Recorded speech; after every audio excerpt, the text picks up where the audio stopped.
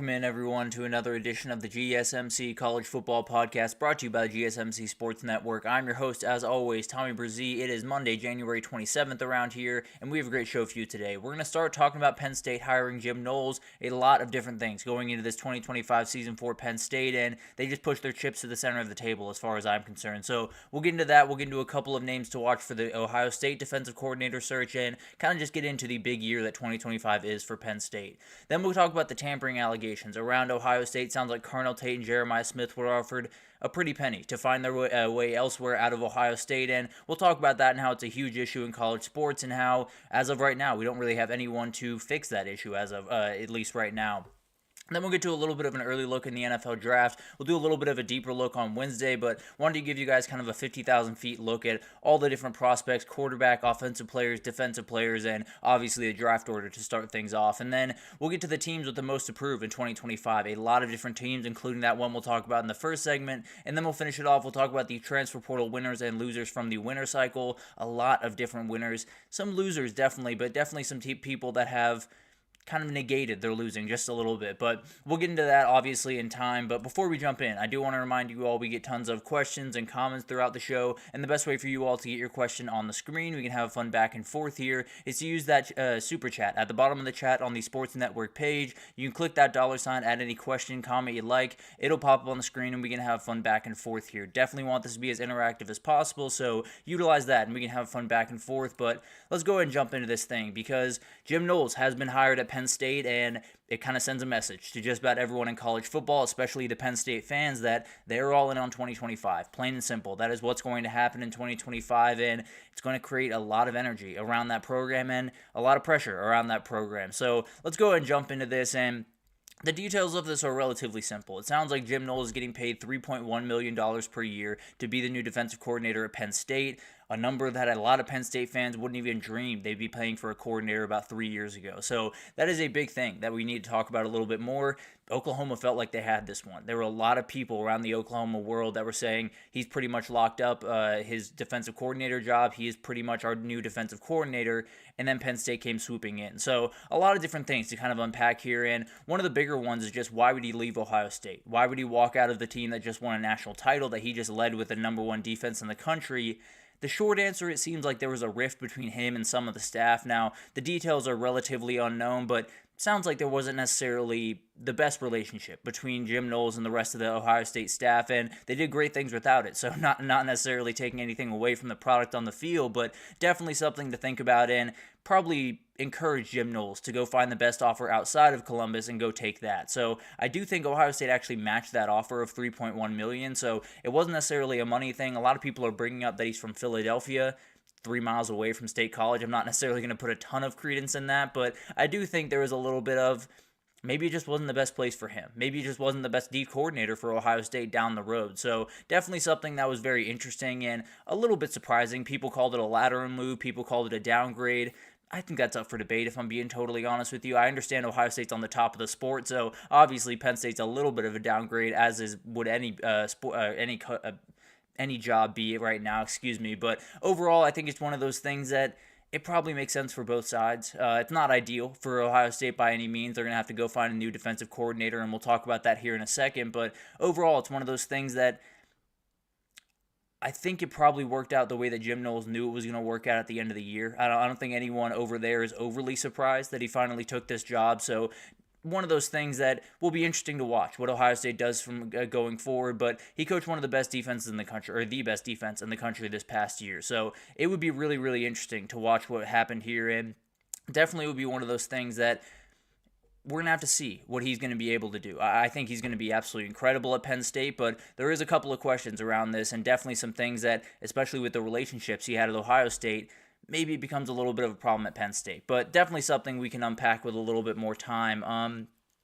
That's a good question. I don't know. I think I would lean great developer of talent, just because I think you have so much more ability now to add different recruiters and add different people to that staff, that I'd probably have the guy that I'd rather develop the people in-house and then say, okay, you can be a part of the recruiting visits, but be able to have, all those people around you that can do the recruiting pitch, maybe just a little bit better than the other person can, but I think I lean developer of talent, but it's very, very close. When you talk about college football, 90% of the battle is getting the talent on the field that you need. So it's definitely one of those things you could go back and forth on, and I think it's a toss-up if I'm being totally honest. But overall, I think I'd lean developer over recruiter, but very, very close.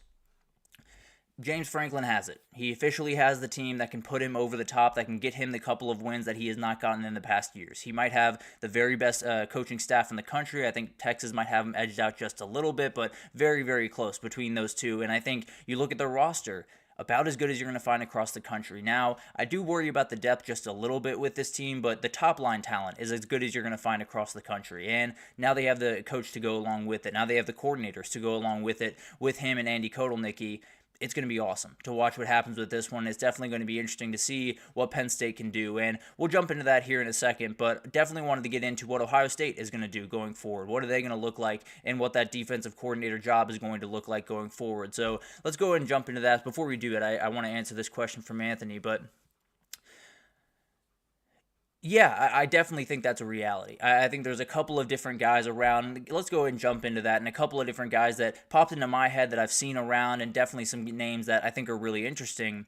We'll start with Phil Parker. This would kind of be a Jim Knowles type hire. This would be a super experienced, super good coach that is a little bit more of a developer than a recruiter, kind of like Jim Knowles was. So you're in a position where you're going to play really disciplined defense. You're going to play probably up to, or at least maybe even over your talent level with Phil Parker as your DC.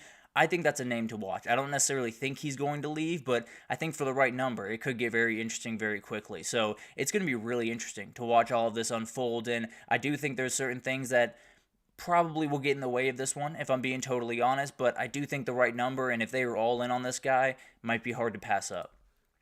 Then you have Chris Hampton over at Oregon. This one would be a little bit more fun, a little bit different. Definitely would steal a guy from Oregon that they very much like at the safety coach and co-defensive coordinator position, and he's a guy that I think is going to be a head coach pretty soon. So that's the other thing you have to think about is, do you want a guy that's going to be there for 5-10 years, or do you want a guy that's going to be there for 2 or 3 years and then find a head coaching job?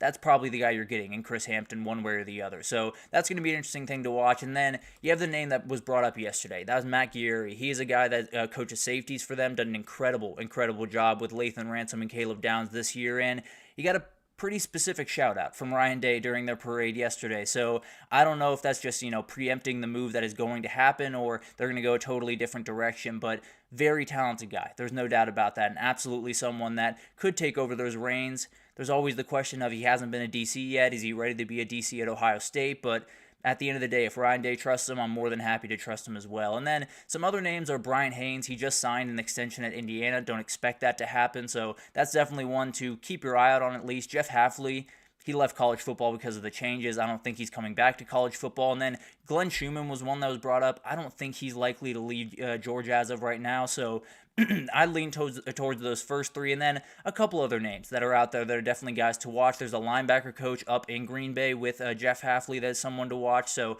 there's definitely going to be some different names. James Laurinaitis has been brought up, so it'll be really interesting to figure out what's going to happen here. And I think when you look at what they could do, they could go Anthony's route and try to get, one of the defensive coordinators from one of the defensive coordinators from a smaller school in the Big Ten. The Luke Fickell one's an interesting one, because you're looking down to 2025 for Wisconsin, where if he doesn't execute, do they give him another year? Do they fire him? And what does Ohio State do at that defensive coordinator position in the meantime?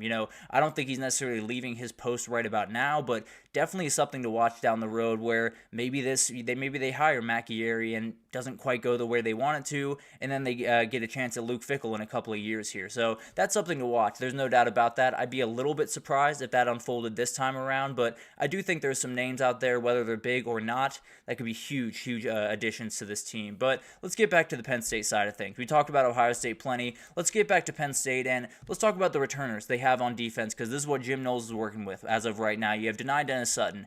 Cannot be overstated how huge that guy is going into 2025. He needs to be the leader of this defense, and he needs to be the guy that, I don't think he has to do Abdul Carter level stuff. He's got to be pretty close. He's got to be an absolute game wrecker for them and really open things up for the entire back end, which is a little bit more convoluted when you talk about how Jim Knowles likes to go about business.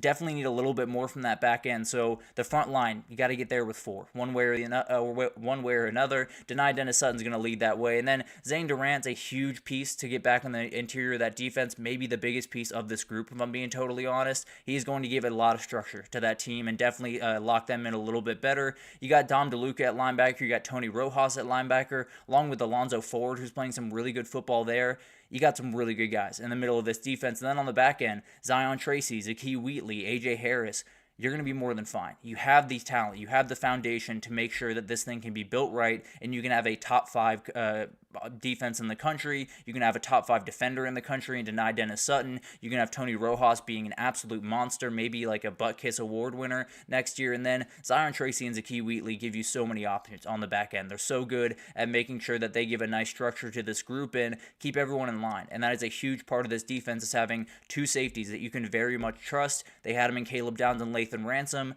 Probably taking a little bit of a step down when you come to talent, but overall, 2 very, very talented, 2 very experienced guys that well, I think will help this learning curve that is going to be a thing for this Jim Knowles defense. I think it's going to help it come along a little bit quicker than before. But we've talked about Jim Knowles. We've talked about all the things that are happening around Penn State. What are the certain things that have to happen in 2025 that have to go right, or they're going to fall off a cliff, or it's not going to end the way they want it to, which is winning a national title at this point? So let's go ahead and jump into this, and I think the wide receiver play is the biggest part, right? It needs to elevate next year. There's no 2 ways around this. There's no way to kind of find your way tiptoeing around this. You're not going to win a national title if they don't make plays on the outside, plain and simple, especially without Tyler Warren in your lineup. So this is something that you're no longer at the point where you can say, well, there's next year, and we'll figure it out. It's going to be really tough to figure it out next year, especially with all of the pressure that's on this year. So Kyron Hudson, Devontae Ross, you brought in. That's a 4th receiver from USC, and that's a G5 talent. Now, both those guys are very talented. I think both can be very effective, especially Dante Ross, but I do think there's got to be some confidence there, and there's got to be a moment during the spring where they turn their head and they say, we got our 2 guys. If they don't say that, then they're probably scrambling during spring, and this has not necessarily been fixed to the level that you need it to going into next year. Drew Aller needs to take that next step. You know, we thought it was going to be this year, and he did take a step this year. It's not necessarily to say that he played terrible football throughout the year. He played better football than he did the first time around. He's going to have to elevate a little bit more. He's going to have to be the quarterback that can lead them to a national title, do a Will Howard type run in that CFP 4 games where he is the main focus, he is the main attention, he's making every single play in front of him.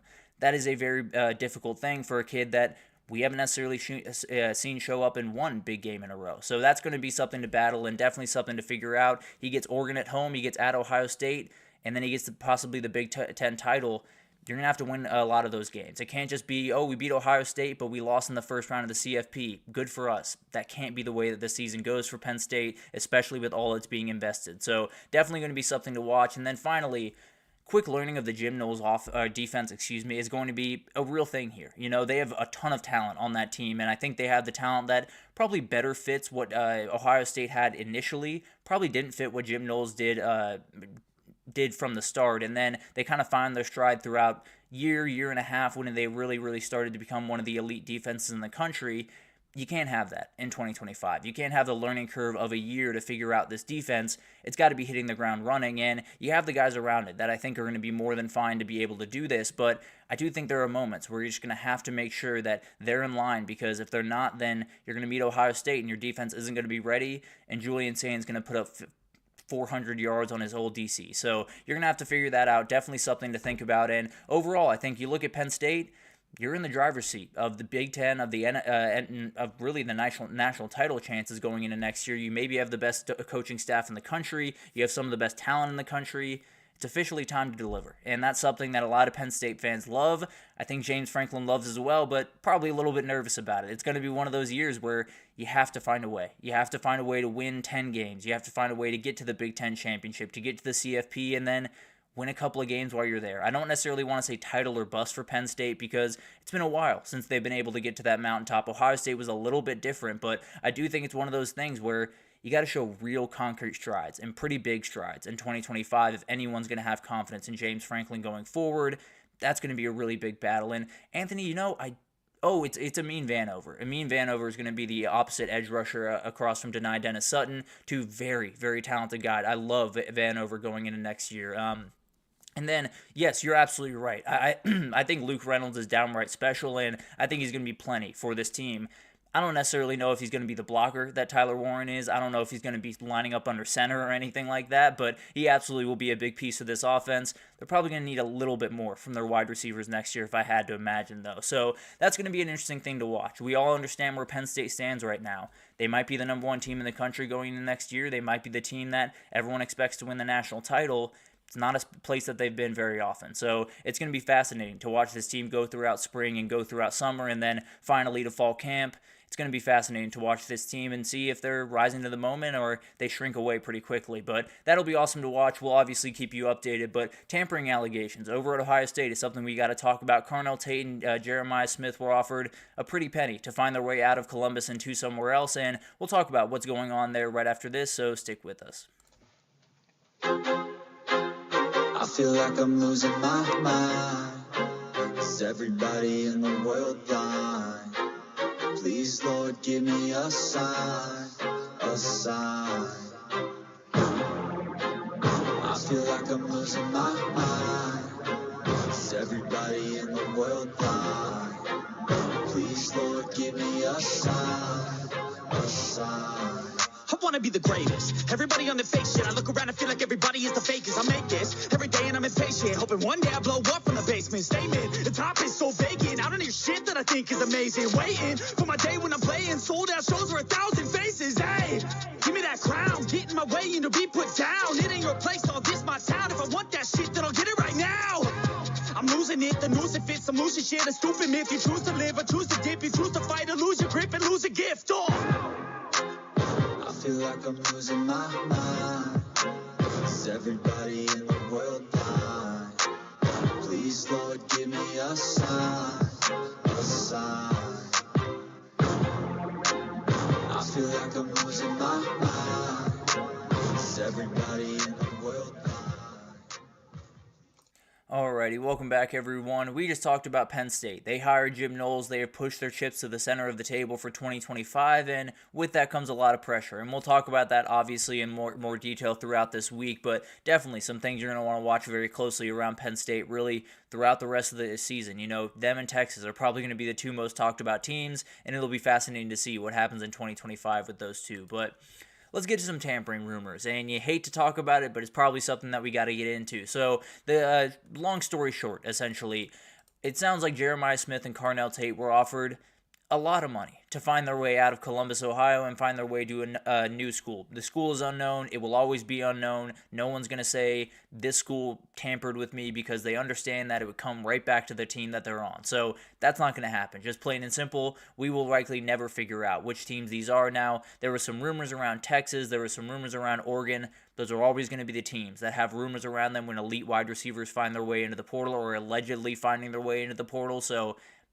it could be the case. I wouldn't be necessarily overly surprised if that was the case, but I'm also not going to say absolutely that was the case. So Jeremiah Smith and Carnell Tate, incredible players. Elite athletes. I think they're going to be fantastic at Ohio State next year, maybe even a little bit better than what they had with Emeka Egbuka and Jeremiah Smith this year. But Jeremiah Smith was reportedly offered $4.5 million. Carnell Tate was reportedly offered $1 million from an unknown school to leave Ohio State. We won't know who that team is, but regardless, it seems like they were tampering, plain and simple, and it's something that has we talk about one way or the other. And there's a couple of things happening here. There's a couple of different things that kind of play into this and kind of make this a reality. And some of it is real, some of it is not so real, some of it helps people, some of it doesn't help anyone, but a couple of very specific people. So we'll get into that here in a second. But overall, I think when you talk about everything that's happening around college football, these are two elite wide receivers. These are two guys that are making every type of play and absolutely are guys that a lot of people are going to want on their roster. The reality is, these are two guys that were in between a national title and a championship parade, and they were getting calls for millions of dollars. They were having to figure out their future. They were having to talk to their family. They were having to do a million things, but enjoying the accomplishment that they just did. And I don't understand it. It's something that has to change kind of across the sport, that we don't allow these kids to enjoy what they just did and then be able to enjoy things afterwards because of all the craziness around them. Even a couple of Ohio State players and Notre Dame players dropped out of the Senior Bowl this past weekend because the season's too long. They can't play football right after that. that is another issue here, and it's definitely something that we have to figure out. So you're putting these kids in a really, really bad situation. But overall, what's happening here is a big-time question for a lot of people, because a lot of people are confused by these reports, by what's happening, and by just the structure behind the scenes of what tampering is, and it's hard to pin down in a lot of different respects. It's hard to figure out the exact way it's happening, the way people are going about it. All of the different intricacies are not an easy thing to figure out. But let's go ahead and jump into this thing, and let's talk about the biggest one, or maybe not the biggest one, but agents lying about the price is a very real thing in this sport. They do this in pretty much every sport, but college football has kind of become a relatively new phenomenon with NIL. Is these kids have agents, and some of them have quote-unquote agents.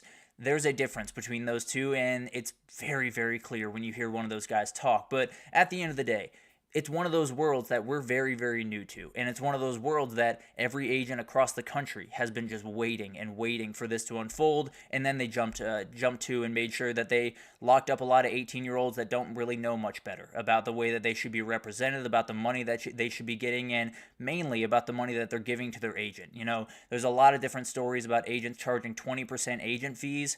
I'm telling you right now, I don't know much about this business. I know for a fact that if you're getting charged 20% agent fee, you are being robbed. Plain and simple. Any agent that admits to doing that, which is something that someone did here pretty recently, they deserve to not be in this business anymore. Plain and simple. You know, you're in the business of, yes, you know, you got a job to do. You got money to make. I'm not arguing that.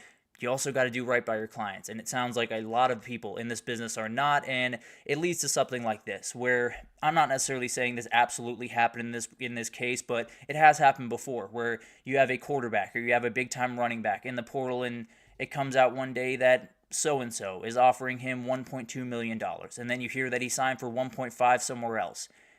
That 1.2 was probably 800,000. You know, that 1.5 down the road was only there because of the 1.2 that was reported. So this is just the reality of sports in a lot of respects. You know, these agents have different lines to some insiders that can release certain information for them to make their client look a little bit more interesting, to make a little bit more grandiose in a lot of respects. And it's something that you kind of battle back and forth on. It's not going to be an easy fix one way or the other, but it is something that has to be figured out. Not necessarily this whole agents lying to reporters, because most teams will be able to take that with a grain of salt going forward. But I do think it's a problem that we have certain people in this sport that just aren't agents. They're not. They call themselves agents, but they are not remotely qualified to be agents. They're not remotely even licensed to be agents in a lot of respects. And now you look up at a system that is entirely broken and run by the wrong people, and then you just add in agents that have nothing to do but make the money that they can.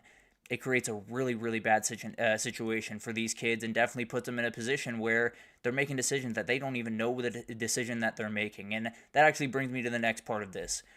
This is the system being broken, just plain and simple. This is the system being broken. It's the reality where we can get mad at schools for tampering, as if everyone doesn't participate. And we can get mad at the kids, even though they're making decisions that I think a lot of us would make in their similar shoes. But the reality is, we got to blame the people up top. We got to blame the people that are actually setting this thing up, that actually have the power to change a lot of the things in the respect, whether it's change the need for or change the requirements for agents to get into the business, whether it's change the way that we do the transfer portal, the way we do NIL, whatever it is. There are certain people up top, including Charlie Baker and a lot of people over at the NCAA, that have set this up as a player rights movement, and you've given the player a lot of power. You have not given the system to yield that power effectively, to yield that power smartly, and that's what you should be doing at all times. That should never not be the goal in college football, is to make sure you get the most money out of these guys. That's not the goal. The goal is always to make sure these guys are making the best, most confident, most smart decisions for their future as we move forward. We're putting them in a really bad spot to do that. We're making sure that every single coach can call them whenever they want. And you have a million guys thinking about a million different things when they should be thinking about the national title that they just won. And all of it comes back to the NCAA. You know, it's no disrespect to the NCAA, because some of this is over their head, if I'm being totally honest. Some of this is just above their pay grade at this point. But at the end of the day, I think you look at what is happening around the sport, and coaches not knowing what the rules are and acting accordingly by not knowing what the rules are, as are the players. We have to find a way forward, and it has to be essentially outside of the NCAA. I don't think there's any way you go forward with the NCAA and figure all this stuff out. So that's going to be the next iteration of this thing, and you just got to hope that the right people step up at the right moments. And that's something we'll talk about later in the week, probably get into a little bit of detail of how I would run college football and stuff tomorrow, so definitely be on the lookout for that. But the system is broken, and teams are taking advantage of a broken system, and I can't necessarily fault them for that too much. So that's going to be something definitely to watch. But the other part of this was a comment that Ryan Day made earlier in the week, and it was something that frustrated me just a little bit, and not probably for the reason that a lot of y'all are thinking, but I think this is the quote right here, is, I think one of the biggest issues across college football right now is enforcement, is what he said. He said on the Dan Patrick Show, and everyone lost their mind. Everyone collectively came out and said, well, you tampered just as much in the past cycle, so how can you be crying about people tampering for your guys? How can you go after certain coaches and certain schools for doing the exact same thing that you did? First, that is not how those recruitments went down. If you listen to the recruitments of any of the guys that they got in this past year, and we'll get into that here in a second, but if you were around those recruitments by any means, you understand that's not how it went down. Second, even if he did, let's just say he did. Let's say he was talking to these guys in the middle of a game. He was texting them on the sideline while they were playing Auburn to get Caleb Downs, which he wasn't. Let's just say he was, just for fun. He's not wrong. It doesn't make him wrong, and it doesn't make any of the coaches that speak out about this wrong. It just means they're saying what everyone else needs to be saying. And Ryan Day, being a head coach that just won the national title, kind of his obligation to say a lot of this thing. We saw it with Kirby Smart a couple of years ago where he said, this game is really going on a bad path. Right after he won a national title, he didn't take the chance to take a victory lap, to call out his haters, to do any of that stuff. He decided to make sure that the sport was in a better place going forward. That's exactly what Ryan Day is trying to do here. And I understand the frustration. Ohio State did a lot in the portal and did a lot of great things, but the reality of those situations are very different than what I've seen online, and we'll go into this really quickly. Will Howard, he was pushed out of Kansas State, plain and simple. They wanted Avery Johnson to start. They said, you're better off going to find somewhere else to play. He did. He went over to Ohio State. That's a very good pickup. Nothing really crazy there. Happens all the time. Caleb Downs, his coach retired. He was not going to leave Alabama. If Nick Saban was the head coach this year, he would have been in Crimson this year. So that's the reality of that situation. OSU finished second in his high school recruiting, and he was going to find his way to Ohio State. Now, if you were to ask me, I think Ohio State might have stolen from Georgia more than they stole him from Alabama. If I'm being totally honest, that was the team that I thought he was going to end up at, and then Ohio State swoops in and gets him. And then you have Seth McLaughlin. Ran out of town, plus his coach retired. So he was not going to stick around. The fans did not want him to stick around. And with Parker Brailsford coming in, kind of worked out for both parties in a lot of respects. And then Quinshon Judkins, in a lot of respects, he was run out of town. In a lot of respects, there were a lot of fans saying he's a locker room cancer, saying he can't handle this, saying he's not the guy that you want around your program. And it's going to push people's buttons. That's just the reality of that situation. Quinshon Judkins is a very, very good football player. You keep telling him that he's not a good football player and he's a bad teammate, he's going to find his way out of town, one way or the other. And then he came in to be a combo guy. He didn't come in to be the immediate guy for Ohio State. He came in and they asked TreVeyon Henderson, and TreVeyon Henderson actually had veto power over this addition. He wanted him there. And that's a thing that I think a lot of people are just purposely overlooking, if I'm being totally honest, when we talk about this portal classes. Ohio State did a lot of the things right. Now, there was the incident with Caleb Downs, but the reality was it was just Caleb Downs posted on his story that he was in the portal. The paperwork hadn't processed yet. That's plain and simple it, and frankly, I would break my finger trying to call Caleb Downs immediately when I found out he was in the portal, no matter how I found it out. So this is something that, obviously, we can talk about more, and we'll probably get into a couple of different things, talking about this tampering world and try to figure out some of the different solutions down the road, probably tomorrow when we get into that in a little bit more detail. But overall, the sport's in a bad place. I don't think that needs to be said to anyone right about now. I don't think anyone needs to disagree with that. I don't think anyone would. But at the end of the day, we are in a place where there are so many great things that can happen over the next 2 or 3 years if we just say, when Ryan Day says something like that, if we don't scoff him out of the room because he's benefited from that, if we don't scoff people out of the room because they are, yes, benefiting from a broken system, but also exposing that broken system, we have to find a way to agree with, to not necessarily always agree with the coaches that and what they're saying, but at least give them more leeway to talk. At least give them the platform to talk and figure out kind of a pathway forward. Obviously, a lot of people are in favor of commissioners coming into the mix, maybe one, maybe multiple.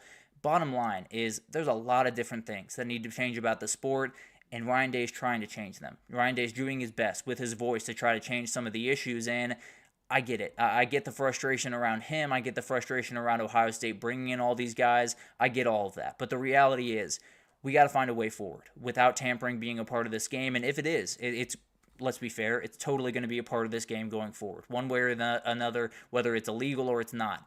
It's going to be a part of this game. Now, the best thing you can do is punish these guys as best you can and hope it slowly tapers out of the sport. So it's going to be an interesting thing to watch. There's no doubt about that. It looks like Jeremiah Smith and Carnell Tate will stay put at Ohio State, so no real worries in that respect, but this happens all over the sport, and some you hear about, some you don't. If they told you about all of them, then you would see tweets all down your scale. So that is going to be something that we're going to have to watch, and definitely something that I'll bring up tomorrow when I get into kind of if I was commissioner for a day type of a situation. But there's a couple of different things that need to be figured out there. A lot of them can't be figured out until the NCAA gets out of the way and someone new comes into the mix to lead college football the way it probably should be led. So a lot of different things there, and we'll definitely unpack them in more detail. But let's take our second break here. When we come back, let's take an early look at what the NFL draft looks like going into 2025, because there's a lot of really weird groups, if I'm being totally honest. You know, the quarterback group, not quite as strong as it used to be. The defenders are just littered with guys that I think are going to be Hall of Famers. It's going to be really fun to break this down, and we'll do kind of a 50,000 feet view right after this, so stick with us. Looking for your daily fix of sports talk without having to pay for it? GSMC Sports Network is available on YouTube. Just search GSMC Sports Network.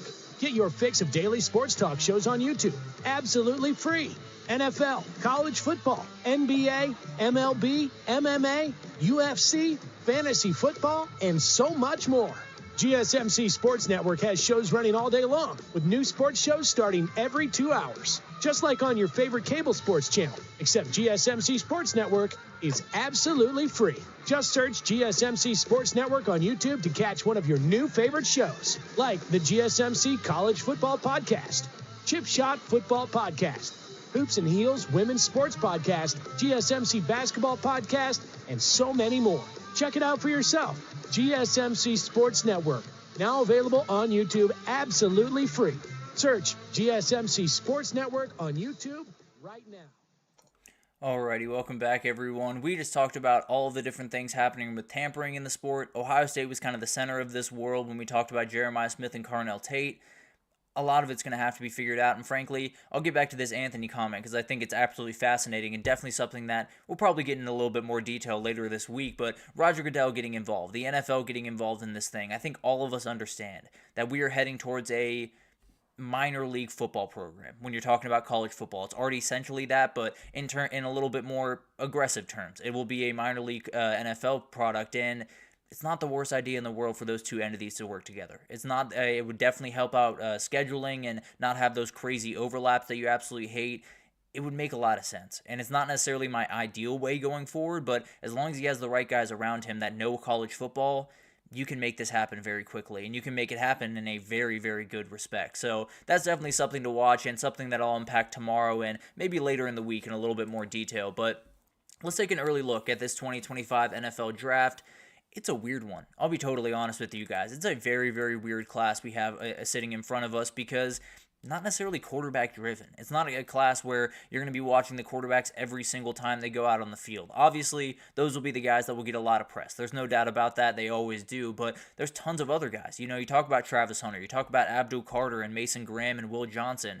There's going to be some special players that are taken in the top 10 that could be very, very interesting to watch going down the road. And Anthony, you bring in a rumor about Shedeur Sanders, and let's talk about those quarterbacks and see where they could possibly go. So you have the two guys up top, and these are Mel Kiper's rankings, not my rank. Oh, excuse me. I think I flipped those two. Shedeur Sanders should be number 1, Cam Ward number 2. Apologies for that. Kind of mix those two up right there. But overall, those two guys up top are the two guys up top. I don't know if there's really any question about that. Maybe there's some guys that could kind of knock them off their pedestal depending on the way that they look throughout the first couple of workouts. I'd be surprised if I'm being totally honest. I think those are the two guys that you're going to see. I think those are almost guaranteed first rounders. I think they will go in the first round. Anthony says there could be Shedeur falling out of the first 10.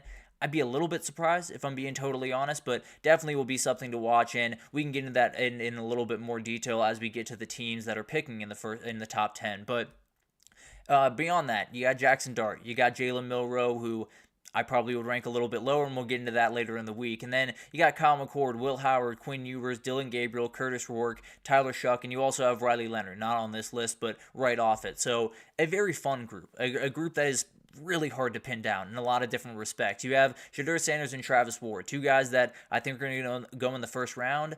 I cannot feel confident that they're going to be long-term NFL quarterbacks. Both are very, very talented, but both have the same issue that Caleb Williams had coming out, and neither of them have the outright athletic ability that Caleb Williams has. So that's going to be something to watch, and definitely something that could kind of impede them throughout the process. I've said a couple of times on here, I think there's going to be at least 2 or 3 other guys that go in the first round. You're more than welcome to try to figure out who those guys are, because I have no earthly idea. Now, I do think Jalen Milroe's catching enough juice in the kind of NFL world right now. We'll see what happens in those throwing drills in the combine, but definitely someone to watch here. I think Will Howard, someone that could find their way up into the first round, depending on the way that he goes throughout his process. And then Quinn Ewers, definitely a guy that has all the ability in the world, definitely has some issues that he has to figure out, but given the right system, Pete Carroll was just hired over at the Raiders. That could be a fit. That could work very, very nicely. I think the Rams could work very nicely, as well as the 49ers. So definitely some teams to watch around him.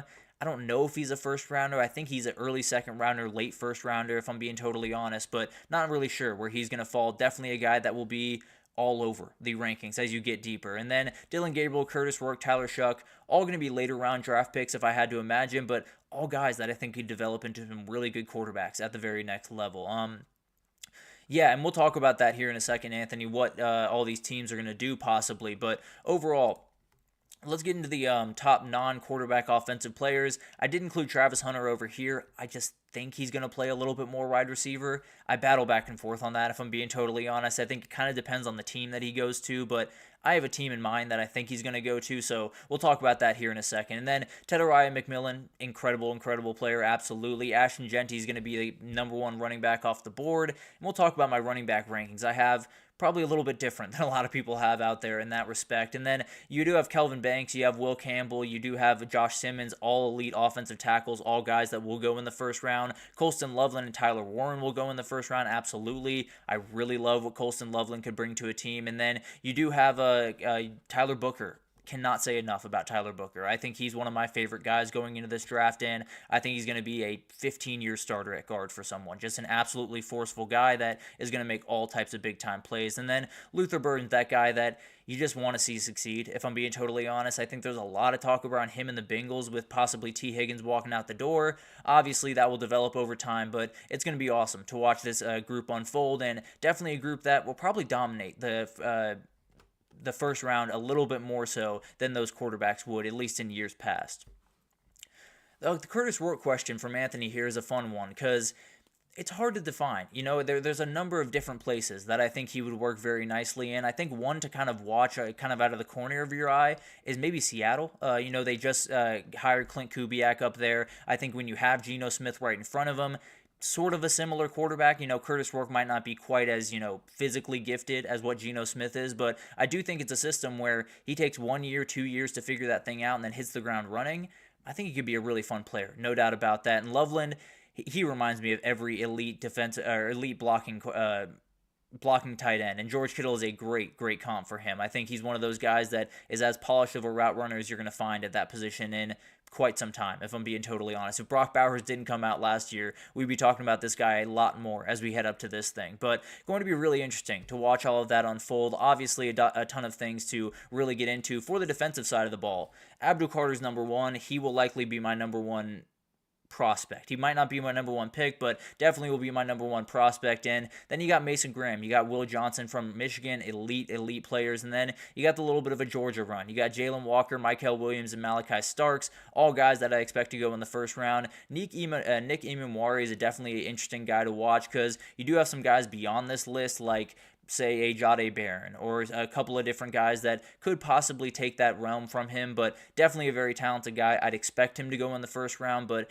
could change just a little bit over the next little bit. Jahad Campbell is a guy I love. I think he's going to be a 10-year NFL vet at linebacker. Cannot wait to see where he goes. Shamar Stewart's the guy that's really catching my eyes a little bit more as we go throughout this process. Definitely a guy that I think can be an immediate starter for wherever you need, really. And then Siobhan Revel Jr. is a guy you're going to want to watch from ECU, cornerback, very talented, very fast, very rangy. He's going to make a lot of plays and definitely be a guy that maybe won't be the first he won't be the first cornerback off the board. Very well could be the second or third. Will be awesome to see what he can do.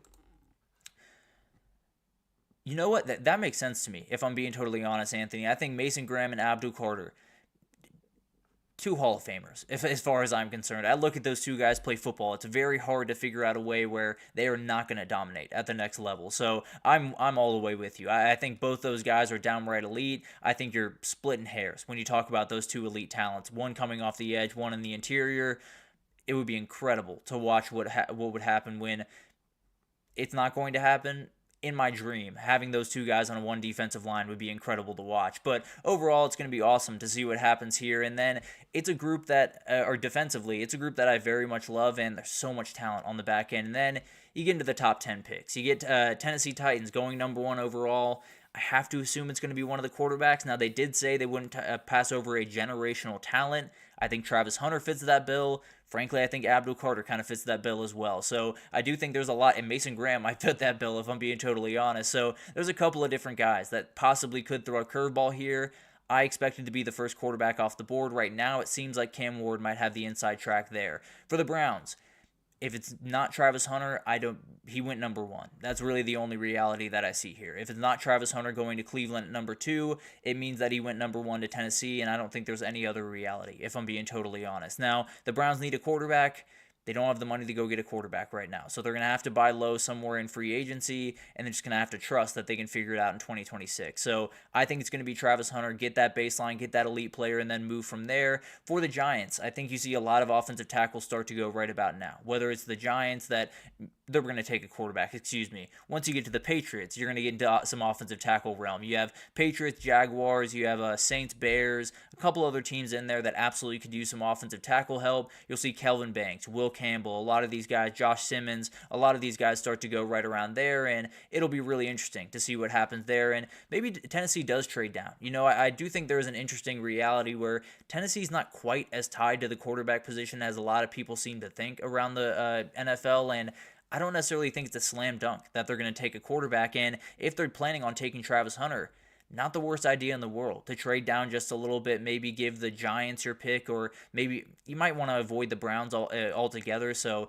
that's going to be kind of a precarious situation. But overall, I do think it's going to be one of those things where Titans probably have a little bit more leeway to not take a quarterback this time around, and it'll be interesting to see what they do in that respect, because that's going to be a battle one way or the other. But overall, the NFL draft's always a really fun thing for me. You get to blur the lines between college football and the NFL. You get to watch all of the players that you've just adored watching the last 4 years officially get their dream of having their name called on draft day.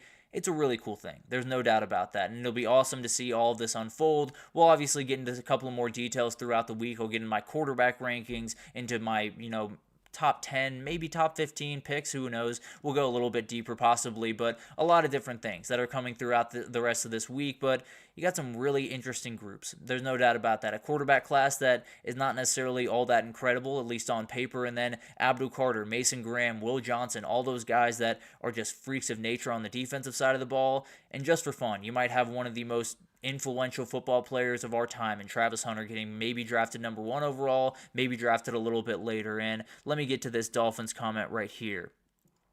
Yes, I totally understand that. Yeah, Shamar Stewart's one of those guys that you look around the edge rushers in this class, a lot of ability all across the board. A lot of guys that are very fast, that have really good hands, that do a lot of really great things. Shamar Stewart's the guy that he's going to walk in day one and be ready to roll. And not necessarily just in pass rush, but in run coverage, in setting the edge in a lot of different ways. He is the most physical guy at the edge rushing position as far as I'm concerned, and wouldn't be surprised if they put a very physical guy next to a Chop Robinson type that is going to get around the edge and wreak havoc on the quarterback. It's going to be really fun to watch what they do with that pick, and I wouldn't be surprised at all if it ended up being that guy across from Apologies. I wouldn't be surprised if it was Shamar Stewart across from Chop Robinson next year. But it's going to be awesome to watch this unfold. You know, the NFL draft's always that time of the year where a lot of different things happen, and a lot of different teams have different rankings, and you're going to see some picks that you do not expect by any means, and maybe it'll come number one overall. Maybe Travis Hunter will go number one overall, and then every other quarterback ranking is thrown into whack. So it'll be really interesting to unfold that. I'll get into my top 10 quarterbacks, my top 10 defenders, a lot of different rankings throughout the weekend, maybe, just maybe, a little bit of a early mock draft on the first round. So we'll get into all of that throughout the week, but wanted to take a little 50,000 feet view of this, and then let's move on to a little teams with the most to prove as we head into 2025. Definitely some big time teams, and one that we've already talked about a little bit, but we'll get into them right after this, so stick with us.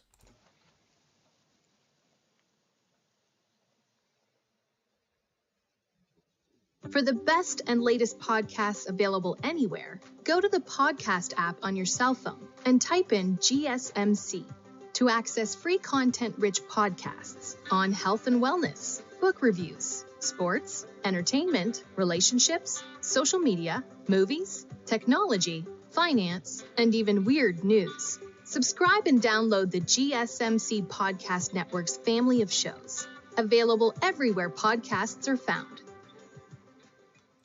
Alrighty, welcome back everyone. We just took a quick look at what the NFL draft is going to look like in April, I believe. Late April is when it unfolds, and definitely will be an awesome thing to watch. We'll get into it in a little bit more detail throughout the week, give some rankings and some possible mock drafts later in the week. But let's go ahead and jump into this, and let's talk about the teams with the most to prove going into 2025, because there's a whole lot of them. We'll probably get into a couple more tomorrow if I'm being totally honest, but let's go ahead and jump into this thing, and let's get into the very first team. We'll start with the team that we talked about to start the show. It is Penn State. I've already talked about it. I won't waste too much time here, but Penn State is the team. There's no two ways about that. They are the team that, if you were going to peg anyone with the title or bust moniker going into 2025, it would be the Penn State Nittany Lions. James Franklin has the best roster he's ever had. He has the best staff he's ever had. He has tons of veterans coming back to that defense and offense. He has top-line talent to compete with anyone in the country. Now it's time to win games. Now it's time to win those big games that have really messed with you. And it's not just win big game. You got to win big games. You can't just beat Ohio State, lose in the first round of the CFP, and call it a day. That's not good enough. Plain and simple. You can't just lose to LSU in the Cotton Bowl in the quarterfinals just to lose in the semifinals to Texas. That's not good enough. Plain and simple. And I think Penn State fans kind of understand that. Now, the question is, if they do get that, let's just say they beat Ohio State in the regular season, and then they get to the Big Ten title but lose, and then they find their way to the semifinal of the CFP but then lose to Texas. Are we asking the same questions? Is that enough to take that step forward for people to say, okay, it'll be a new quarterback, it'll be a lot of new things next year, but at the very least, we have the foundation to work around? Or are they going to be pissed off if they don't win a national title? That'll be something that only time will tell, and definitely will be a huge thing for James Franklin's future at Penn State.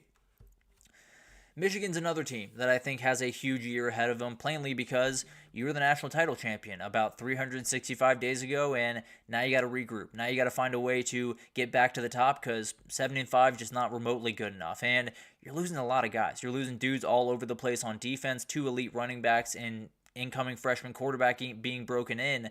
A lot of stuff going into this season for Michigan, and definitely some stuff that could very well get in the way. You know, Bryce Underwood's an elite talent in every respect of the word, but they are a team that you gave a couple of mistakes here or there.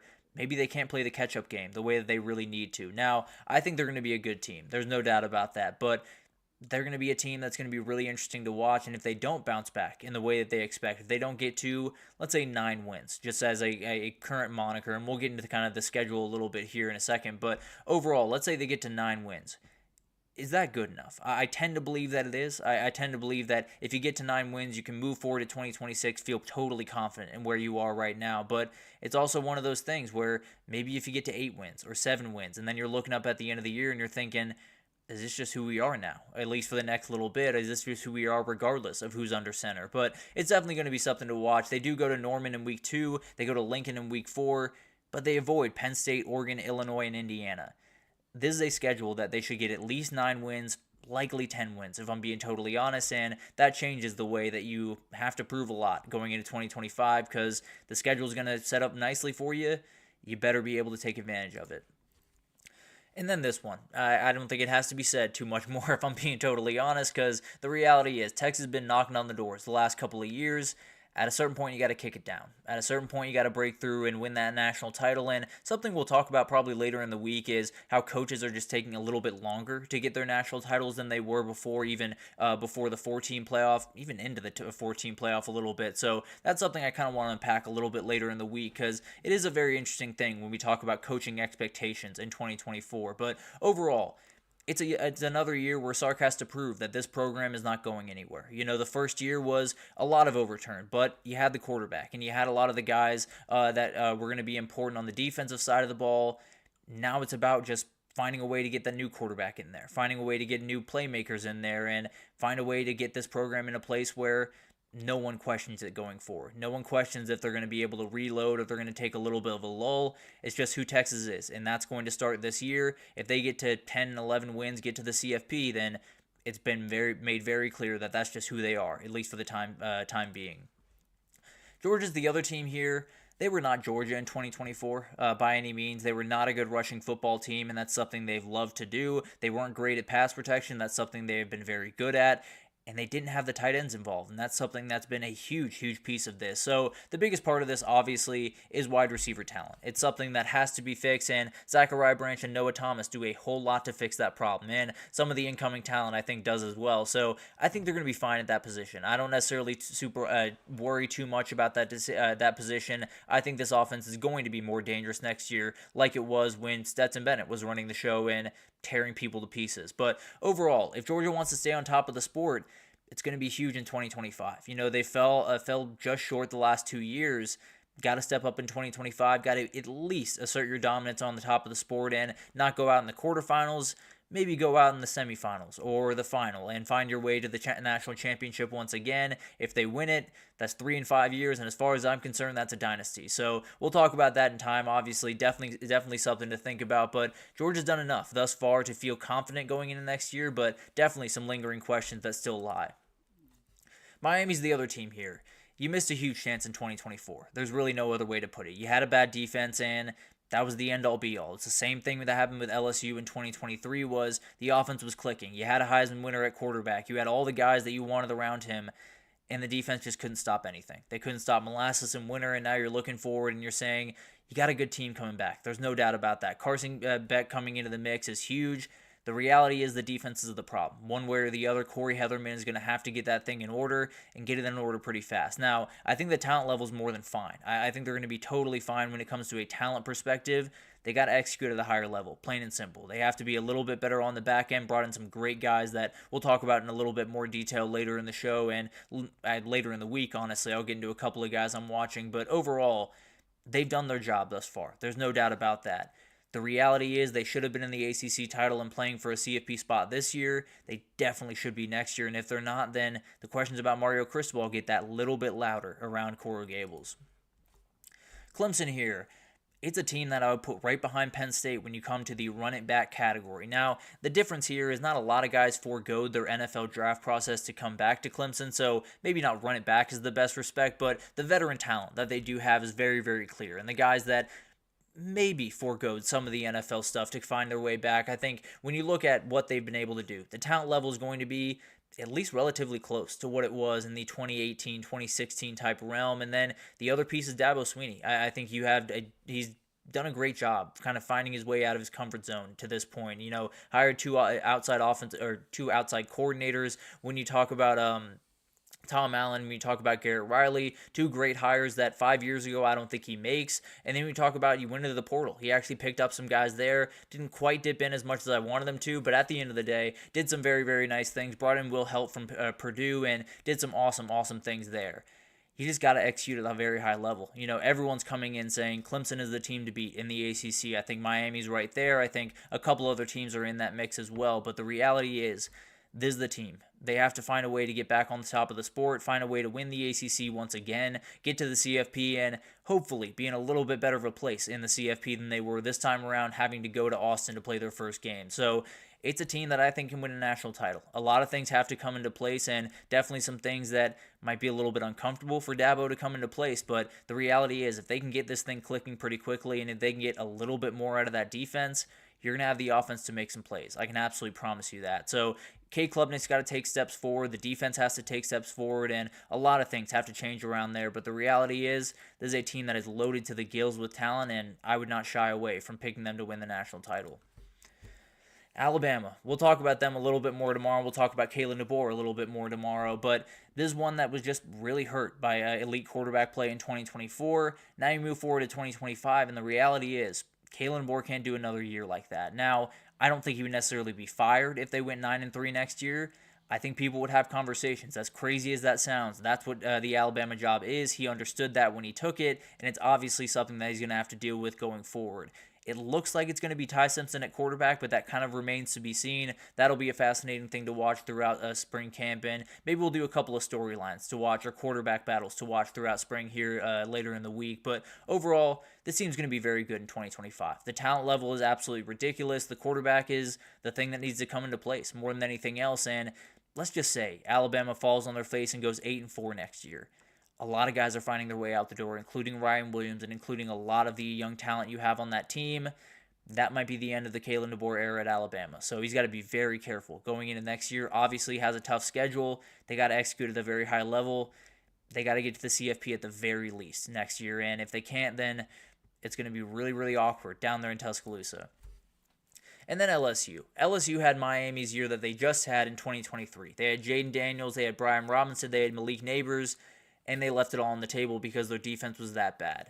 They made the change at defensive coordinator, and they got better throughout 2024. Now they got to hit the road in 2025 and really get rolling. It's going to be an interesting team to watch. Another kind of run-it-back team with Garrett Nussmeier and a couple other guys foregoing the NFL draft to find their way back, and they got to roll, if I'm being totally honest. Brian Kelly's on thin ice right now. Garrett Nussmeier is a guy that everyone understands the talent level that he has, but is still waiting for it to all click at the right moment.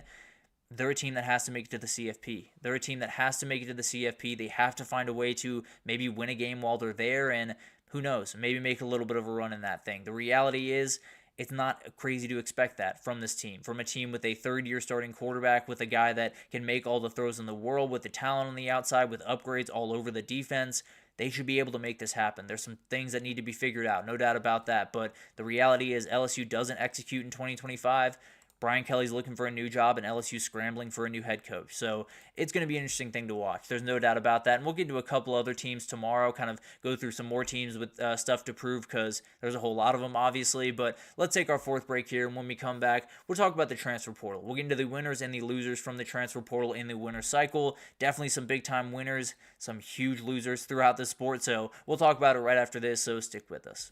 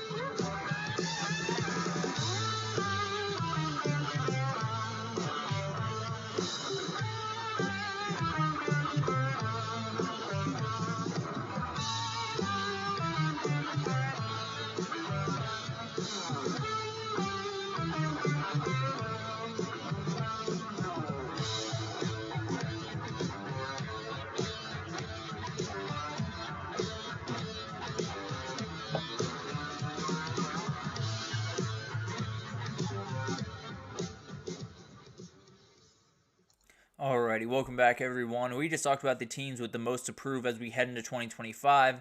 Obviously, did not get to all of those there, so probably we'll get into those a little bit more detail tomorrow. But Let's jump into the transfer portal winners and losers. From this past winter cycle, there's a whole lot of winners. There were a lot of teams that really cleaned up on the portal trail, and we'll talk about them right here. So let's jump into this. A lot of different movement has already happened. A lot of guys, especially on the offensive side of the ball, I've found has been exorbitant amounts of movement, not so much on the defensive, but plenty of guys to talk about on both sides of the ball. And the first big-time winner is LSU. LSU has done an incredible job over the last couple of months, and it's been a lot of guys, but it's been a lot of guys in the positions that you badly need them in going into 2025. Because when you talk about this team, as you head into the next season, it was offensive line, it was wide receiver help, and it was DB help. Those were the things that you absolutely needed. No way, no how, or no negotiations around that. They got Barry and Brown, they got Nick Anderson, they got Destin Hill coming in at wide receiver, they got Michael Van Buren to back up Garrett Nussmeier, which might make him the best quarterback room in the entire country. Bauer Sharp and Donovan Green coming in at the tight end room are two very underrated groups that come into a loaded tight end room with Trydez Green as well in there. And then you got Thompson, you got Braylon Moore at offensive lineman. Did a really good job on the offensive side of the ball, filling all the gaps you needed. You know, you had two offensive tackles leave, you get Josh Thompson, you get Braylon Moore to help that out, and I think they're probably going to get a couple more guys if I'm being totally honest. You need some wide receivers. Barry and Brown, Nick Anderson, Destin Hill is about as good as you're possibly going to do, and then you add a backup quarterback that gives you stability in a lot of different respects, and you badly need it. And then on defense, probably the more important part of this side of the ball is Patrick Payton, Jack Pryburn, and Jamari Butler coming in on the pass rush. Patrick Payton, I think, is going to be a downright star in Blake Baker's offense or Blake Baker's defense. That's something that we'll definitely unpack. And then Mansour Deline, Jakeem Jackson, Tamarcus Coley on the back end. Just elite stuff. It's about as good as you can possibly imagine from this group right about now. They've done an incredible job, and it's been awesome to watch this unfold because this was always going to be the year. You know, you bring in Blake Baker last year. It was always going to take some time for that defense to really get in rhythm. Now you're ready to hit the ground running. In 2025, you got to deliver, or you're going to be probably finding a new coaching staff around there pretty shortly. I don't know where they rank, Anthony. I think they're somewhere between 15 and 20, if I'm not mistaken. I can't exactly remember exactly where they sat, but they have a very solid class. I really like the guys they've picked up, and actually, I'll do a segment next week talking about some under-the-radar guys that I've really liked the pickups from. I think they have a couple of those guys, if I'm being totally honest. So I'll get into them in a little bit more detail and give you that answer tomorrow for sure, but definitely something that they're doing more than fine in the portal, and they're doing the things that they very much need to do in the portal.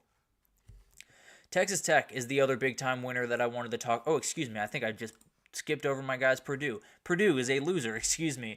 They lost guys like Jeffrey Emba. They lost Nyland Green, Max Clare, Will Helt, Dylan Tieneman. Ridiculous players. All of those guys are big-time players. Really, when you look back at that Purdue team, they had more talent. They had more talent than they knew to do with, apparently, because that should have been a better team. Just plain and simple. I get they were in the Big Ten. I get the talent wasn't downright elite. There were too many guys on that team to be that bad. Just frankly, it was bad. So makes sense that they fired the head coach, and now you move forward with some very interesting problems as you move forward. If you're Barry Odom, he's been more than fine, at least keeping his head above water in this transfer portal process, but he definitely lost more than he brought in. So going to be interesting to watch what happens there, and definitely a team that swimming uphill going into 2025. The winner is Texas Tech. They've done an incredible job, and this has been one of the more surprising things that we've seen throughout the first part of the portal, because I don't think anyone thought Texas Tech had the ability to turn up the heat to that level, and they very much did. They've done an incredible job, and it starts on the defensive side of the ball with Cole Wisniewski coming in, with you have Lee Hunter coming in, you have Romello Height coming in, but then on the offensive side of the ball, Hunter Zambrano, an Illinois State interior offensive lineman, a big-time player, Reggie Virgil, a great player from Miami of Ohio that went for over 1,000 yards last year, Quentin Joyner, a running back at USC that I just think is really special, if I'm being totally honest. And then you had another defender in Bryce Pollock. They've done an incredible job. They've really raised this team's floor. They've raised their ceiling, and they're giving them a shot. There's no doubt about that. They're giving them a shot to find a way to a Big 12 title, and I wouldn't necessarily count out the Red Raiders if I was talking right now. It's a very good group, and absolutely one that has gotten a whole lot better over the last couple of months. Oklahoma is a loser. It's been a very weird offseason for Oklahoma, so I don't want to bury them too much here because you got the quarterback. You got John Mateer, and I think you've done a number of really nice things throughout this portal cycle, but when you lose Nick Anderson, when you lose Jaleel Farouk, when you lose Bauer Sharp and Jaquez Hunter and Jackson Arnold and Dason McCullough, it's going to be a down. There's no doubt about that. There's going to be certain things that are going to have to come into place. Now, I do love some of the things that they did. I love the John Mateer addition, obviously. I love some of the things they did in the back end. I love being able to get Deion Burks to come back. So there's a lot of great things about this team. I tend to believe that they're going to have a little bit of a bounce back in 2025 and play some really good football. There's still some questions here and definitely some things that need to be figured out, but I think they've done not too bad in the portal. But when you watch all those wide receivers walk out the door when that's your biggest issue going into 2025, hard to not put them in the loser category right about now. A winner is Oregon. They've done a great job throughout this portal cycle, and a lot of it has been across the offensive line. But we'll start with Micah Hughes, the running back from Tulane, about as good as you possibly could have done to replace Jordan James as far as I'm concerned. You got Malik Benson from FSU. Maybe one more wide receiver coming in there, but I could see Malik Benson being kind of that I'm blanking on the name right now, and I very much... Trayshawn Holden, that's what I'm going for. Trayshawn Holden, he could kind of be that player for this team. And then on the offensive line, you get Isaiah World from Nevada, you get Alex Harkey from Texas State, you get Emmanuel Pregnon from USC, all great pieces that absolutely will almost absolutely be starters for you in 2025 and should be great pieces to this offense. There is the worry of a Nevada and a Texas State guy coming up to the Oregon level and being able to play right away. That'll be an interesting thing to watch. There's no doubt about that, but they've done a great job kind of filling the holes on this offense, at least as best they could. And then on defense, you get Bear Alexander, you get Taron Johnson, you get Dylan Tianeman, you get tons of guys that are going to make all types of plays for you on the back end and the front end. They've done a great job. There's no doubt about that. They've done a great job patching holes now with Dante Moore under center. You need that offensive line to be in order, and they got a kid that's I believe he's 6'6", 315, if I'm not mistaken, is Isaiah World. Terrifying individual, absolutely someone that will have an effect for Oregon this year.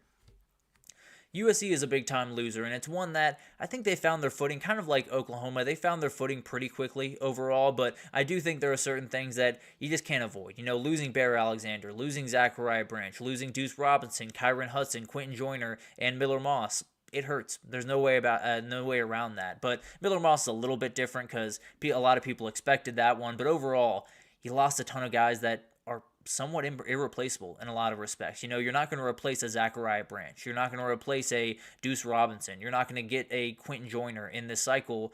They've done a good job kind of steadying the ship. You get Prince Trishan from Boise State. You get Jamal Jarrett from UGA. You get Keyshawn Silver from Kentucky.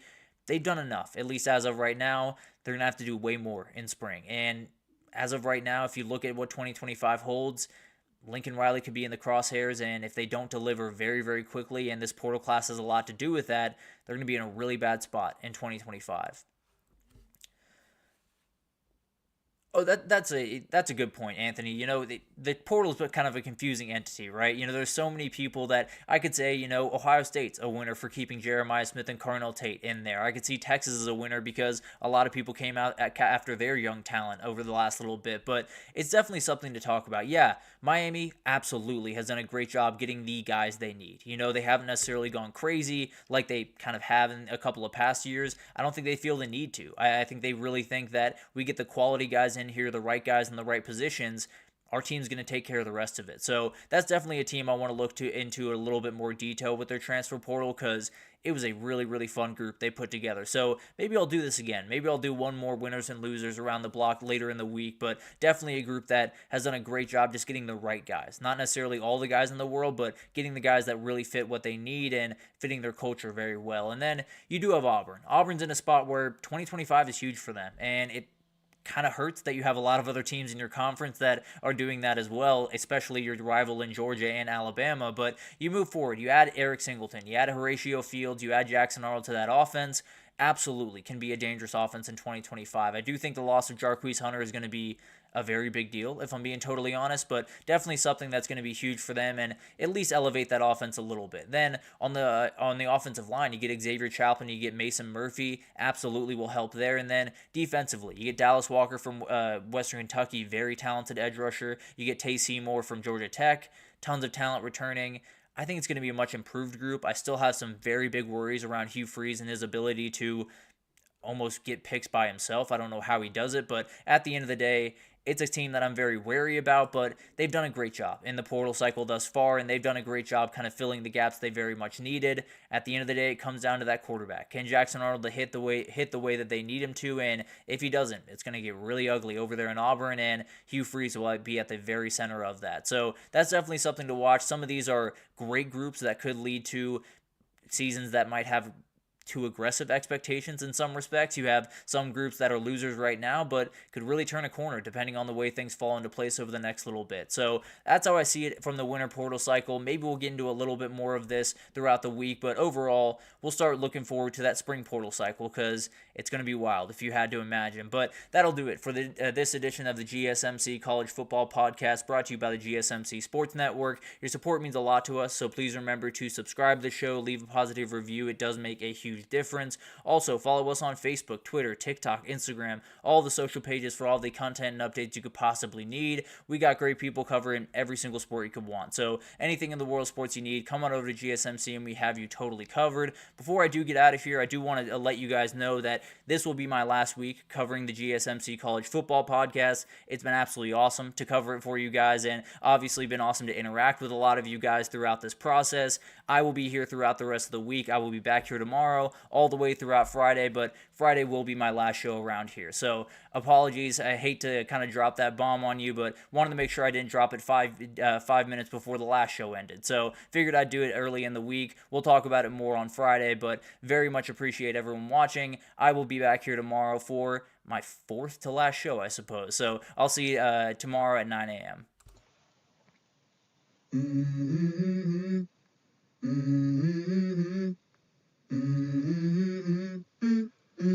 Let's go.